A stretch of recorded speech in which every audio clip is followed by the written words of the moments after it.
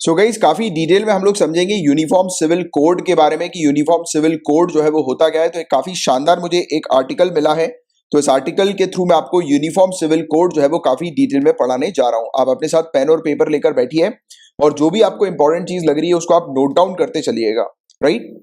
और ये आर्टिकल जो है वो हिंदी का एक आर्टिकल है और काफी अच्छा आर्टिकल है। तो आप अगर स्टूडेंट जो भी इंग्लिश मीडियम से एग्जाम को लिख रहे हैं, तो मैं जो आपको चीजें समझाऊंगा उसको आपकी अंडरस्टैंडिंग के अकॉर्डिंग इंग्लिश में आप नोट्स अपने बनाकर रखिएगा, राइट। देखो यूनिफॉर्म सिविल कोड है क्या।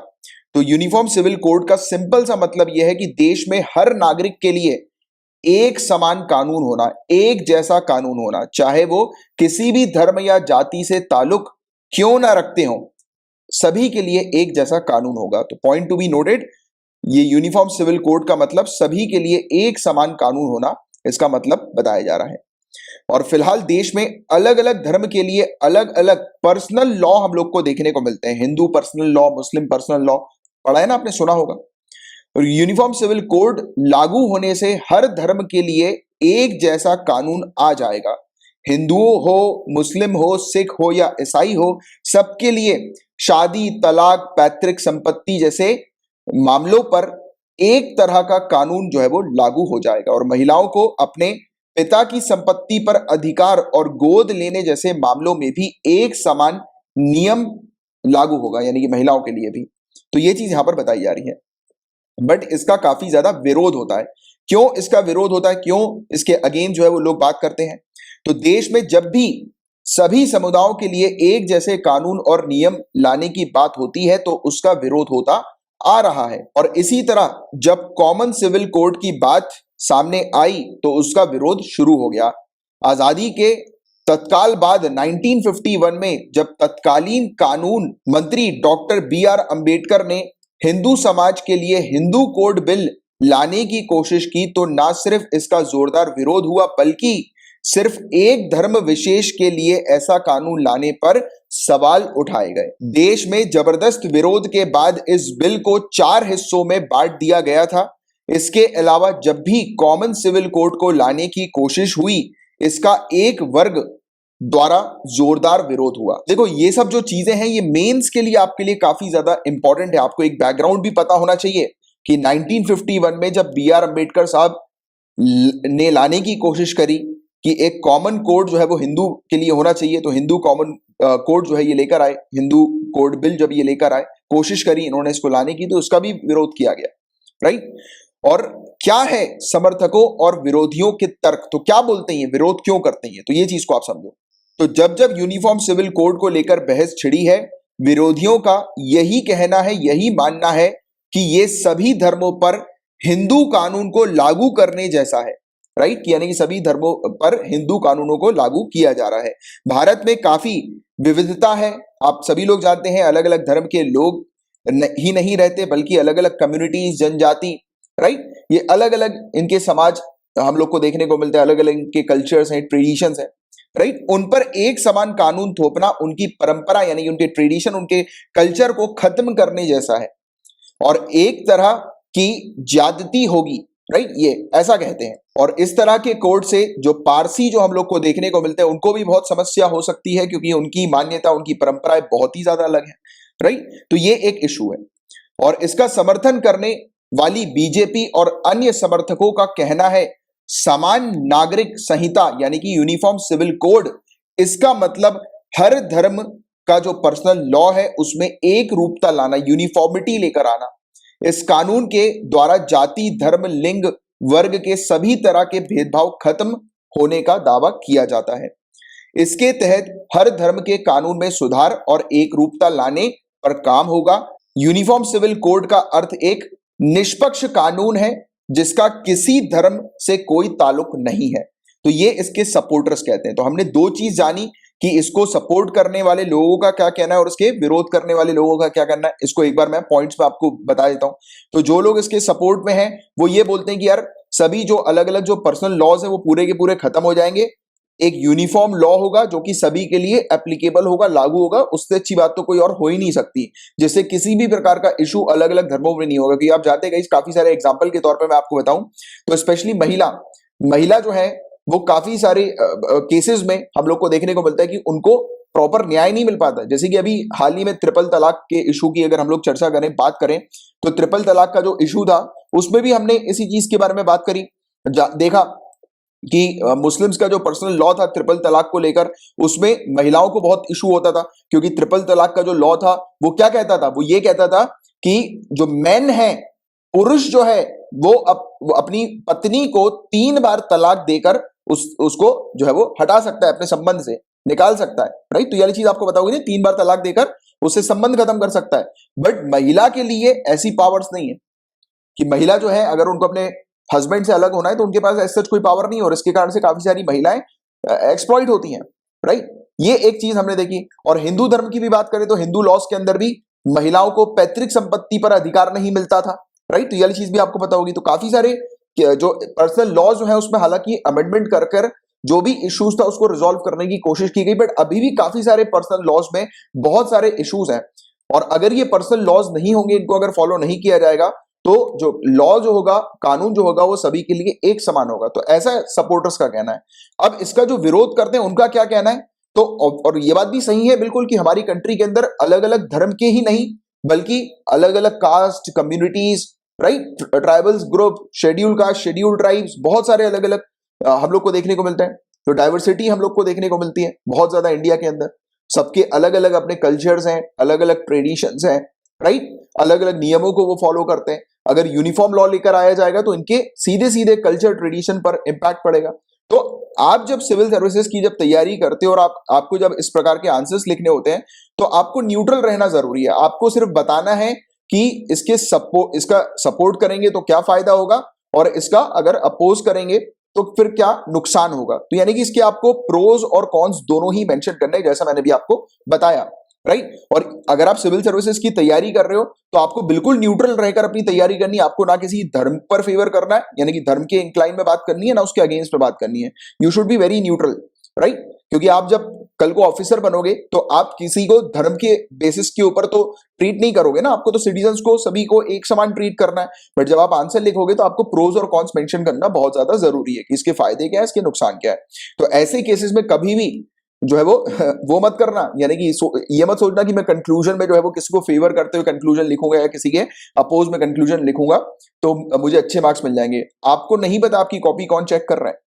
उनको अगर आपकी ओपिनियन, आपकी व्यूज पसंद नहीं आए ना, तो आप ये याद रखना कि आपका जो आंसर है वो वाला आंसर तो खराब होगा ही होगा, यानी कि उस पर आपको मार्क्स नहीं देंगे, बल्कि आपके दूसरे जो क्वेश्चंस की जो आंसर आपने लिखे होंगे, भले ही कितना अच्छा लिखा हो, उस पर आपको जस्टिस नहीं मिलने वाला। ये चीज ध्यान में रखना आप, राइट। तो अपने आंसर को इसी के अकॉर्डिंग लिखो कि जो न्यूट्रल रहे, क्योंकि अल्टीमेटली आपको एग्जाम पास करना है, राइट। तो जो चीज मैंने आपको बताई इस पर थोड़ा ध्यान देना।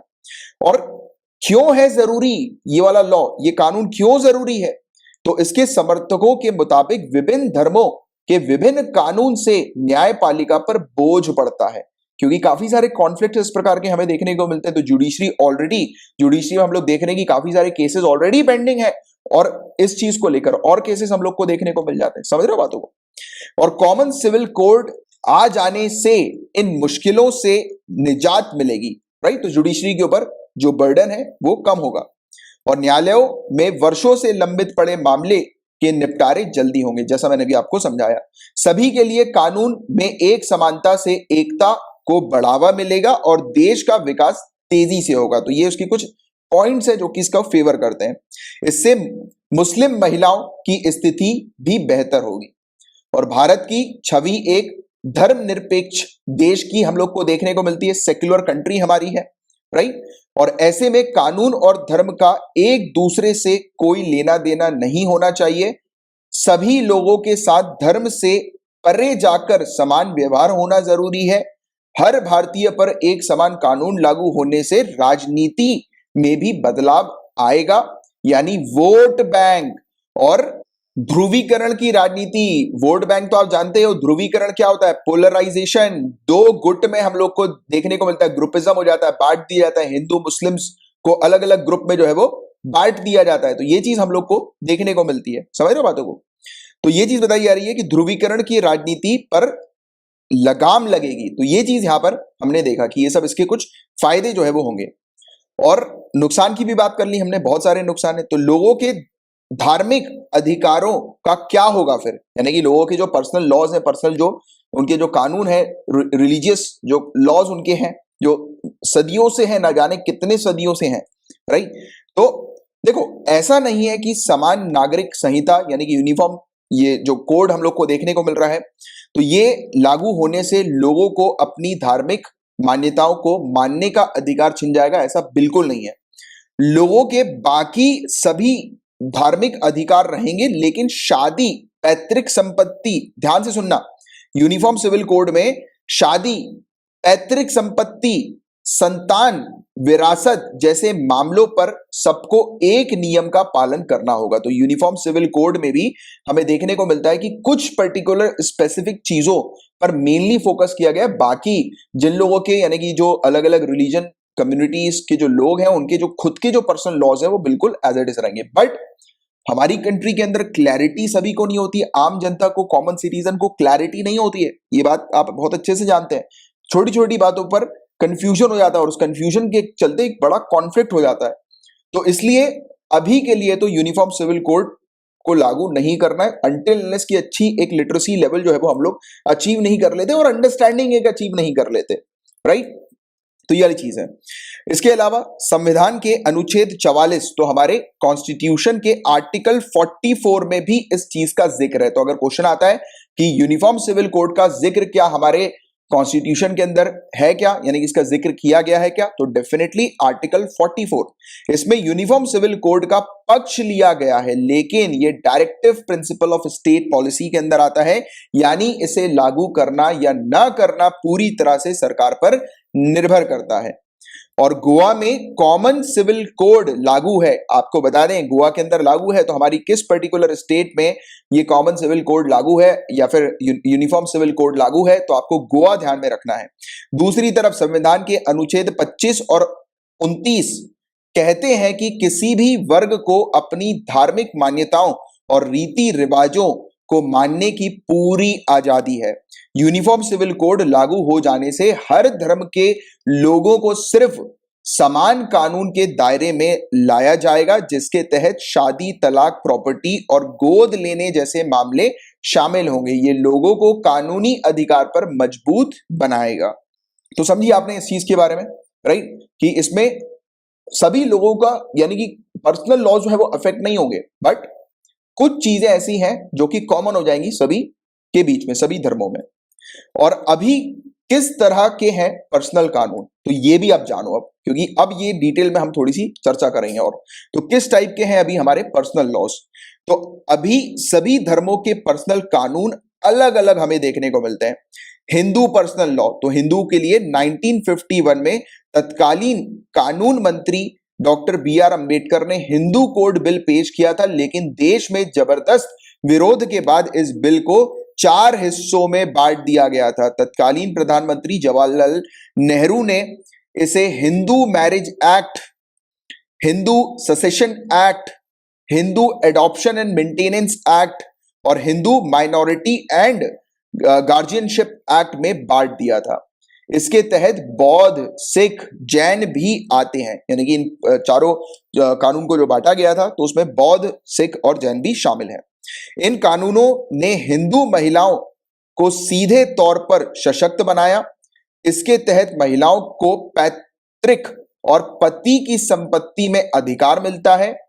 इसके अलावा अलग अलग जातियों के लोगों को एक दूसरे से शादी करने का अधिकार है, लेकिन कोई व्यक्ति एक शादी के रहते दूसरी शादी नहीं कर सकता। तो ये सब चीजें इस पर्सनल लॉ में मेंशन की गई थी। अब मुस्लिम पर्सनल लॉ क्या है, तो हिंदू पर्सनल लॉ तो हमने जाना, राइट, जिसको 4 पार्ट्स में डिवाइड कर दिया था। मुस्लिम पर्सनल लॉ भी जानिए आप। तो मुस्लिम पर्सनल लॉ के तहत पहले 3 तलाक प्रथा को मान्यता थी, आपको पता होगा ट्रिपल तलाक, और जिसके तहत एक पति अपनी पत्नी को महज 3 बार तलाक कहकर तलाक दे सकता है। लेकिन मोदी सरकार के पिछले कार्यकाल में कानून बनाकर इसे यानी कि इस प्रकार की जो प्रथा जो है उसको अनकॉन्स्टिट्यूशनल, गैर कानूनी जो है वो डिक्लेयर कर दिया गया था।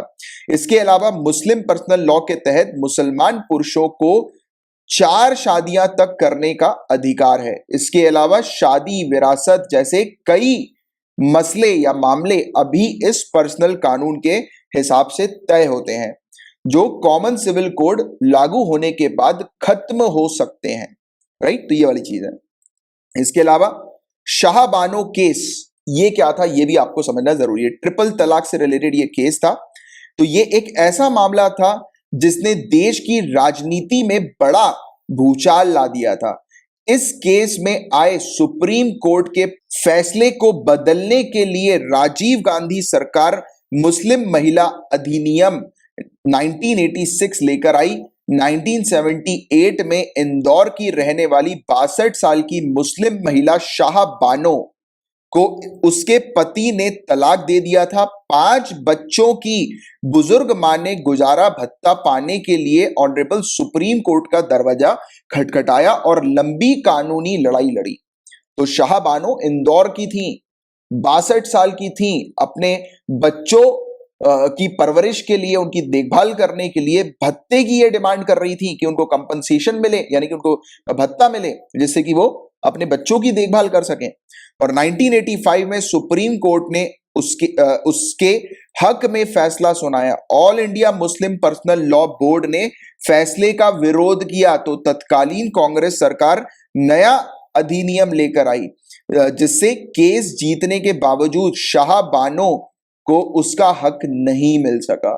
इस केस ने देश में मुस्लिम महिलाओं की स्थिति पर सवाल खड़े कर दिए थे। तो ये देखो, ये था शाह बानो केस। और ईसाइयों का पर्सनल लॉ कैसा था, तो आपको बता दें, ईसाइयों के पर्सनल कानून में 2 बातें अहम है। एक, शादीशुदा जोड़े को तलाक के लिए 2 साल तक अलग रहना जरूरी है। इसके अलावा लड़की का मां की संपत्ति पर कोई अधिकार नहीं होता है। अब बात करेंगे कि किस देश में यूनिफॉर्म सिविल कोड एप्लीकेबल है, तो ये भी जानो। तो इस तरफ जहां भारत में सभी धर्मों को एक समान कानून के तहत लाने पर विवाद है, वहीं Pakistan, Bangladesh, Malaysia, Turkey, Indonesia, Sudan और इजिप्ट जैसे कई देश इसे लागू ऑलरेडी कर चुके हैं। हालांकि इनमें से कई देशों में इस्लाम धर्म राजधर्म की तरह है और सभी पर इस्लामी कानून लागू होते हैं। और आपको बता दें, ऑनरेबल सुप्रीम कोर्ट ने भी समर्थन किया था इस यूनिफॉर्म सिविल कोड का। तो ऑनरेबल सुप्रीम कोर्ट भारत सरकार को कई बार यह सलाह दे चुकी है कि जेंडर की समानता के लिए एक यूनिफॉर्म सिविल कोड लाया जाए और पर्सनल लॉ के नाम पर चल रहे सदियों पुराने दस्तूरों को खत्म किया जाए। ऑनरेबल सुप्रीम कोर्ट ने साल 2018 में एक मामले में टिप्पणी करते हुए कहा था कि देश में समान नागरिक आचार संहिता यानी कि यूनिफॉर्म सिविल कोड लागू करने के लिए अभी तक कारगर प्रयास नहीं किए गए हैं। ऑनरेबल सुप्रीम कोर्ट ने गोवा के एक संपत्ति विवाद मामले की सुनवाई के दौरान यह टिप्पणी की थी। जस्टिस दीपक गुप्ता की अगुवाई वाली बेंच ने कहा, वहां पुर्तगाल सिविल कोड 1867 लागू है, जिसके तहत उत्तराधिकारी और विरासत का नियम लागू है। मतलब कि पेरेंट्स की जो प्रॉपर्टी है उस पर हक उनके बच्चों का होगा, ऑफस्प्रिंग का होगा, इररिस्पेक्टिव ऑफ जेंडर, चाहे वो किसी भी जेंडर के हो। राइट। और लॉ कमीशन ने कहा था अभी जरूरत नहीं है, तो लॉ कमीशन ने इसका विरोध भी किया था। कहा था कि विरोध नहीं कहेंगे, मतलब बताया था कि अभी जरूरत नहीं है इस प्रकार के कोड को लाने की। तो ये वाला भी आपको एंगल पता होना चाहिए। तो uniform civil code personal law को लेकर लॉ कमीशन की रिपोर्ट साल 2018 में पेश की गई थी। तब कमीशन ने कहा था कि इस स्टेज पर यूनिफॉर्म सिविल कोड की जरूरत नहीं है, मौजूदा पर्सनल कानूनों में सुधार की जरूरत है, धार्मिक परंपराओं और मूल अधिकारों के बीच सामंजस्य बनाने की जरूरत है। और क्या कहता है हमारा कॉन्स्टिट्यूशन, संविधान, तो देश के सभी नागरिकों के लिए कॉमन सिविल कोड की चर्चा सबसे पहले 1840 में ही ब्रिटिश सरकार के दौरान आई थी, जब लैक्स लॉसी रिपोर्ट के आधार पर अपराध साक्ष्य यानी कि एविडेंस कॉन्ट्रैक्ट के लिए समान कानून बनाए गए थे। तो ऑलरेडी हमारे पास समान कानून है, जिसके बारे में थोड़ी देर पहले भी मैंने आपको बताया था। हालांकि तब भी हिंदू और मुस्लिम पर्सनल कानूनों को छेड़ने का साहस तत्कालीन सरकार नहीं कर पाई थी। और आजादी के बाद जब देश के संविधान बनाने के लिए बनी संविधान सभा, जो कॉन्स्टिट्यूएंट असेंबली जो थी, इसने इस तरह का प्रयास किया, लेकिन विरोध को देखते हुए इसे अनुच्छेद 44 आर्टिकल 44 के पार्ट 4 में नीति निर्देशक तत्व यानी कि directive principle of state policy के रूप में शामिल किया गया। इसका मतलब यह है कि एक आदर्श समाज बनाने के लिए सरकार को ऐसा करना चाहिए, लेकिन सरकार इसके लिए बाध्य नहीं है। यानी अगर सरकार चाहे तो इसके लिए कानून ला सकती है, पर इस पर कोई रोक नहीं है। तो सरकार के पास पावर है इस पर कानून लाने की, राइट। तो ये चीज है, बट फिर भी इश्यूज हमारी कंट्री में इस प्रकार के हैं कि एकदम से एक कानून लाया जाएगा तो दंगे वगैरह ना हो जाए, लोग भिड़ ना जाए, राइट। तो ये वाली चीज भी है, क्योंकि अभी भी अंडरस्टैंडिंग जो है वो प्रॉपर तरीके से सिटीजन्स के बीच में नहीं है और कंफ्यूजन का लेवल तो बहुत ही पीक पर रहता है, राइट। जैसे कि सिटीजनशिप अमेंडमेंट एक्ट को ही लेकर देख लो आप कि क्या इशू था। जो माइनॉरिटी जो है दूसरे देशों में, आपको पता होगा, मैंने पढ़ा है भी आपको कि पाकिस्तान, बांग्लादेश और अफगानिस्तान, यहां पर जो माइनॉरिटी कम्युनिटीज हैं, जैसे कि हिंदू हो गई, और टोटल 6 माइनॉरिटी कम्युनिटीज की बात हुई थी कि उनको इंडिया में जो है वो मतलब अलाउ किया जाएगा कि वो इंडिया में आकर सिटीजनशिप हासिल कर सकते हैं, ले सकते हैं।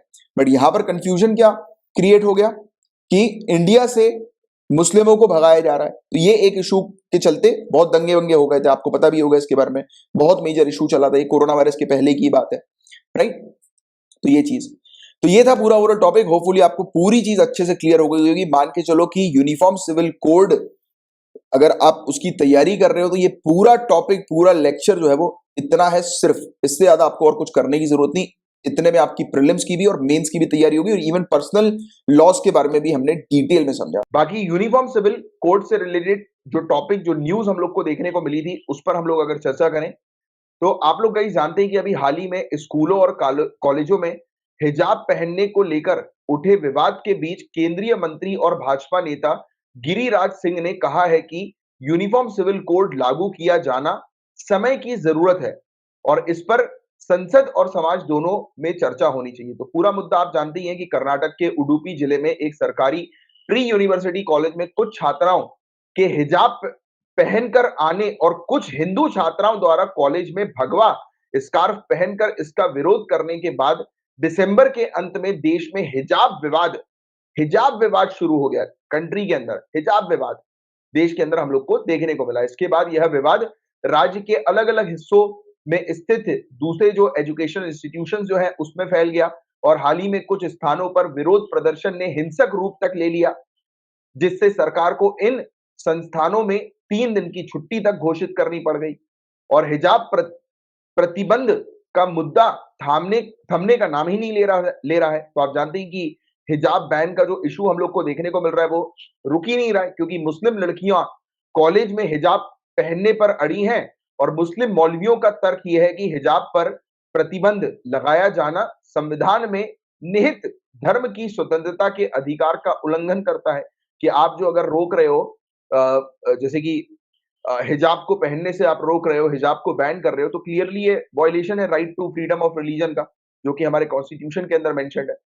और हमारे इंडियन कॉन्स्टिट्यूशन जिन लोगों ने बनाया था, जो फाउंडर्स थे, कॉन्स्टिट्यूएंट असेंबली के जो सदस्य थे, उन्होंने आर्टिकल 44 का भी जिक्र किया था। पार्ट 4 के अंदर आर्टिकल 44 को जो है वो ऐड किया था डीपीएसपी के अंदर, जिसमें ये चीज मेंशन करी थी कि स्टेट जो है वो यूनिफॉर्म सिविल कोड जो है वो पूरे इंडिया के लिए जो है वो लागू करे, राइट। बट अभी तक ये यूनिफॉर्म सिविल कोड लागू नहीं हुआ। तो यूनिफॉर्म सिविल कोड का जो टॉपिक है वो बहुत इंपॉर्टेंट है। इससे रिलेटेड आपको एक अच्छी जानकारी, एक अच्छी इंफॉर्मेशन होनी चाहिए। तो ये था अभी न्यूज में जो आया, और बाकी यूसीसी का टॉपिक आपको ऑलरेडी क्लियर हो ही गया है।